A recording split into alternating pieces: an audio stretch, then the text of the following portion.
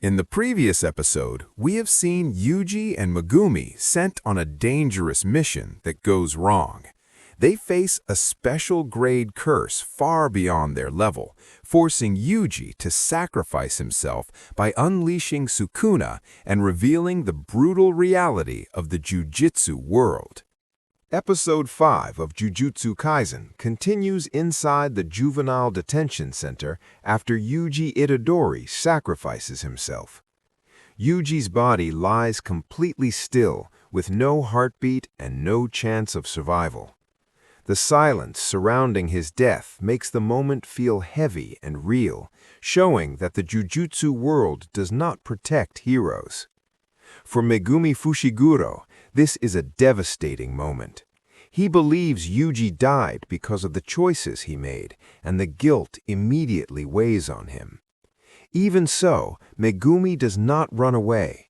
Instead, he stays, believing that abandoning the mission would mean allowing more people to die.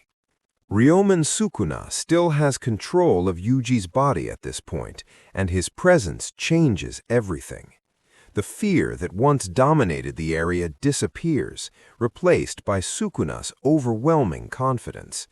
He moves through the detention center without concern, proving that the special grade curse was never a real challenge for him. What truly reveals Sukuna's cruelty is his decision to leave Yuji's heart unrestored. He has no reason to help Yuji and no interest in keeping promises. Yuji's death is nothing more than entertainment to him. Sukuna then confronts Megumi directly. The difference in power is immediately clear. Megumi understands that he cannot win this fight, but he chooses to stand his ground anyway. His decision is not driven by bravery or anger, but by responsibility. As a Jujutsu sorcerer, he believes it is his duty to face danger rather than escape from it. Megumi uses his Shikigami and shadow-based curse technique carefully, trying to survive rather than defeat Sukuna. Every movement is calculated, and every attack is meant to delay the inevitable. Sukuna easily avoids and counters Megumi's attacks, never once appearing serious. However, instead of killing Megumi, Sukuna begins to observe him.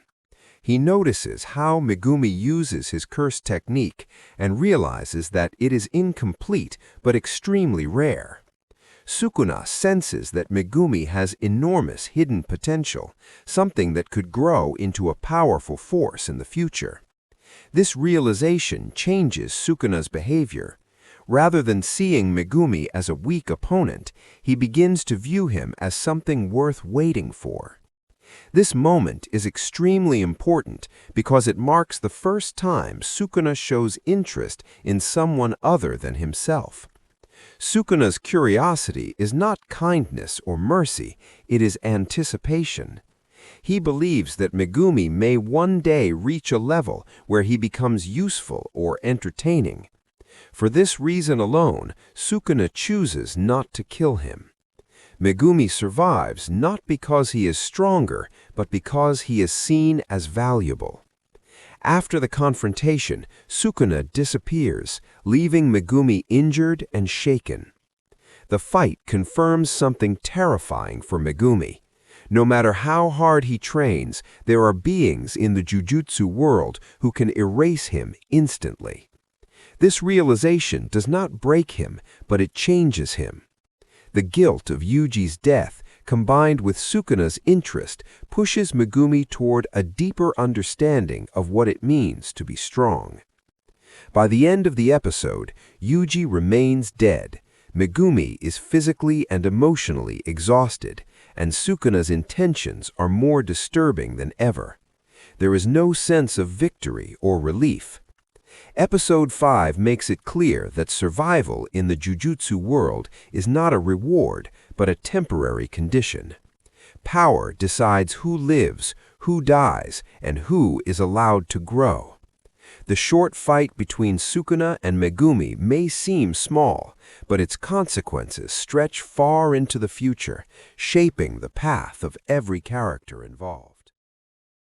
Episode 6 of Jujutsu Kaisen, titled After Rain, begins quietly, with Yuji Itadori lying unconscious on a bed inside Jujutsu High.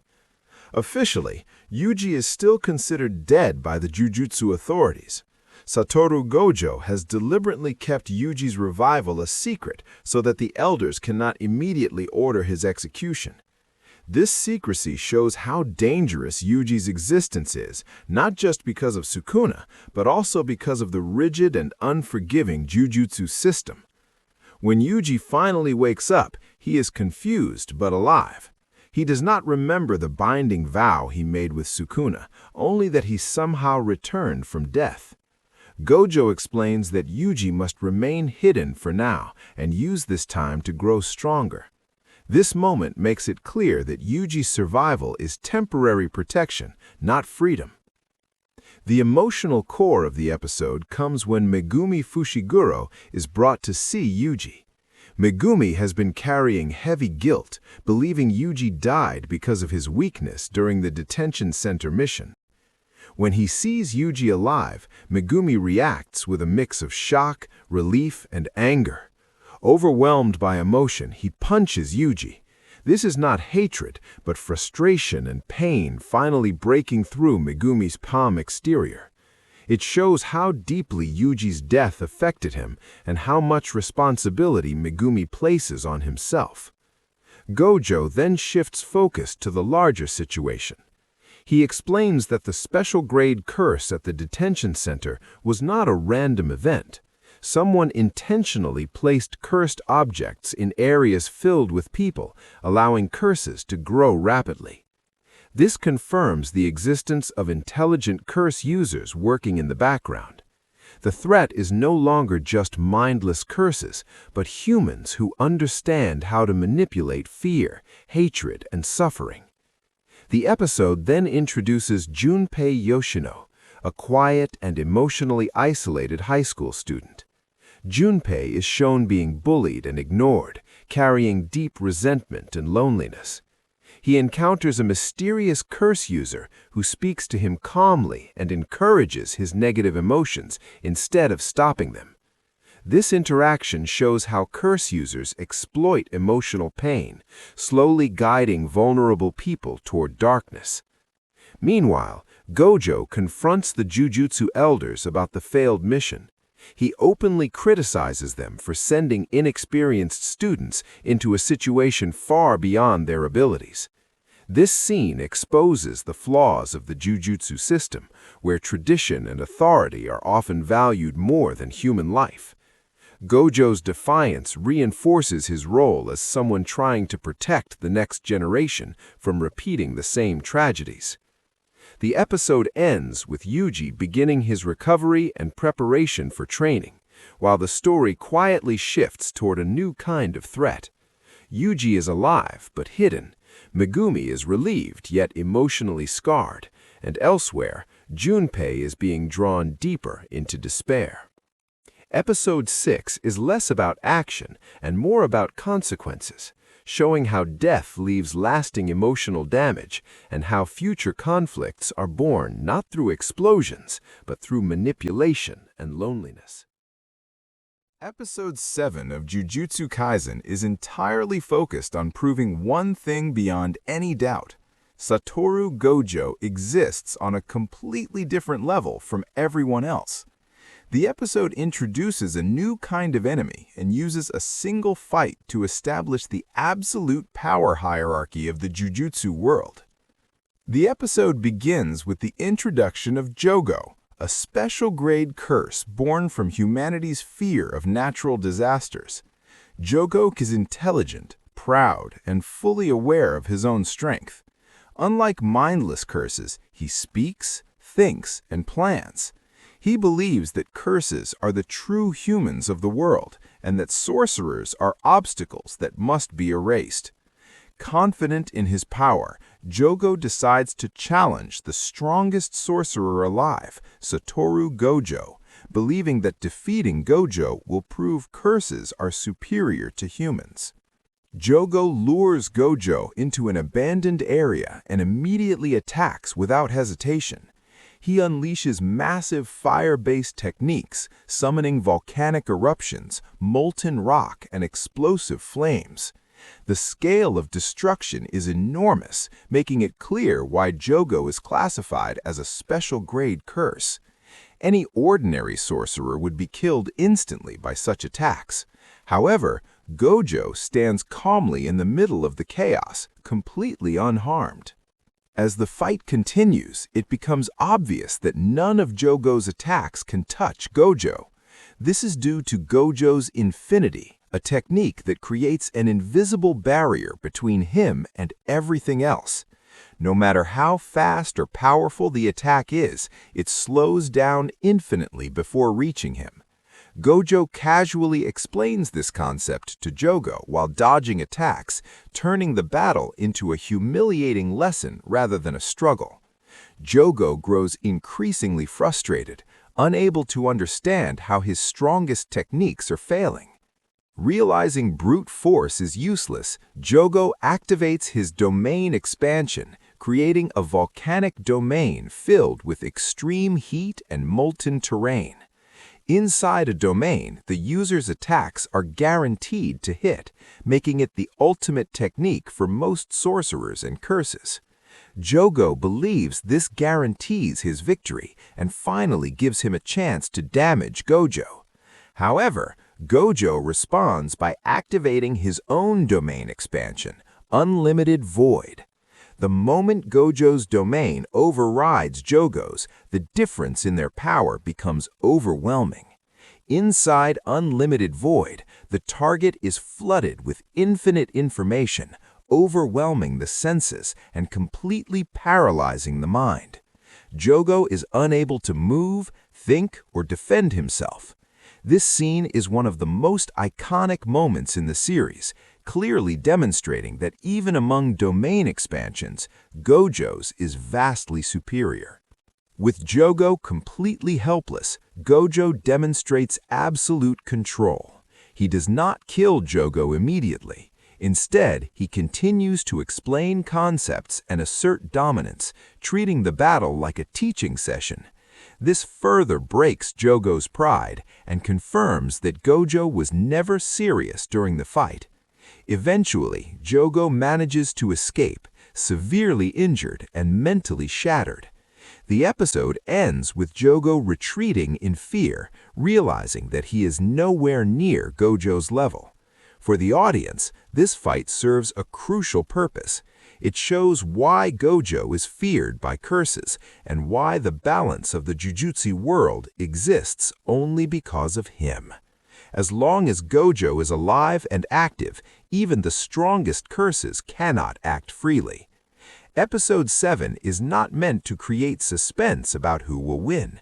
Instead, it is designed to overwhelm the viewer with the reality of Gojo's strength. It establishes a clear ceiling of power and sends a strong message. In the world of Jujutsu Kaisen, Satoru Gojo is the standard that everything else fails to reach. Episode 8 of Jujutsu Kaisen, titled Boredom, focuses on introducing Kyoto Jujutsu High, the rival school to Tokyo Jujutsu High.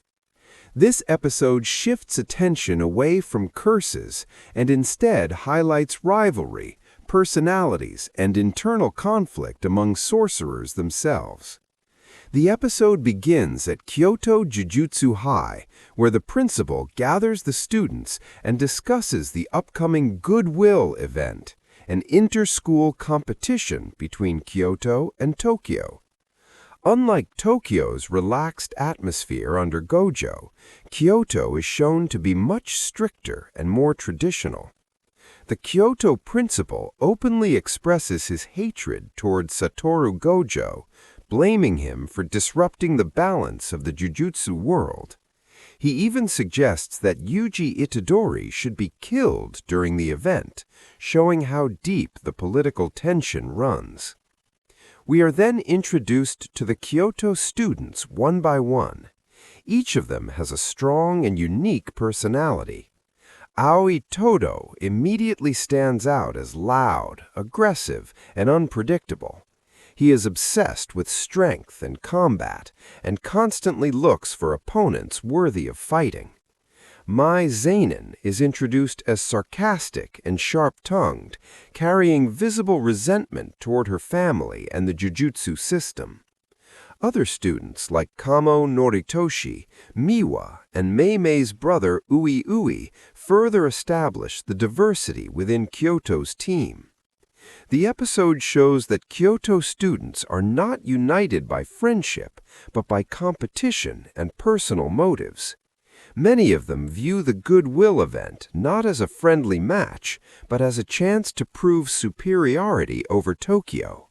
Some even see it as an opportunity to carry out the Elder's secret wish to eliminate Yuji. Meanwhile, at Tokyo Jujutsu High, Gojo casually prepares his students for the event. Unlike Kyoto's principal, Gojo treats the competition lightly, focusing more on growth than politics. Yuji, Megumi, and Nobara learn that they will soon face sorcerers their own age, not curses. This creates a different kind of tension, fighting humans instead of monsters. The contrast between the two schools is the core of Episode 8. Kyoto represents tradition, control, and obedience to authority, while Tokyo represents freedom, individualism, and growth. This ideological difference makes the upcoming clash far more meaningful than a simple competition. The episode ends by setting the stage for the Goodwill Event. Both schools are preparing, tensions are high, and hidden motives are already forming. Although there is no major battle yet, Episode 8 successfully builds anticipation by showing the danger does not only come from curses, sometimes it comes from people on the same side. Episode 8 is important because it expands the world of Jujutsu Kaisen. It introduces new characters, new conflicts, and reveals that the Jujutsu world is divided not just by curses, but by beliefs, power struggles, and politics.